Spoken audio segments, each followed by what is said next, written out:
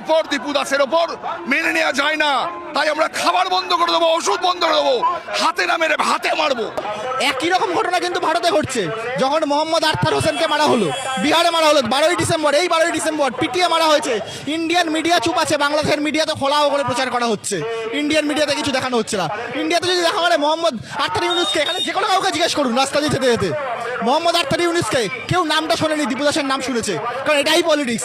আপনি দেখুন না, রাম নারায়ণ, কেরালার রাম নারায়ণ, নামেই রয়েছে রাম এবং নারায়ণ, সে একজন দলিত বলে তাকে কেরালায় পিটিয়ে মারলো কারা না, উগ্র হিন্দুত্ববাদীরা। কি হলো তারপরে? উগ্রত্ব হিন্দুত্ববাদীরা কি করলো তারপরে? কোনো শাস্তি হলো? কোনো রকম দেখা যাবে এরকম হত্যালীলাকে আটকানো গেছে, এরকম একটা পরিস্থিতি তৈরি করছে।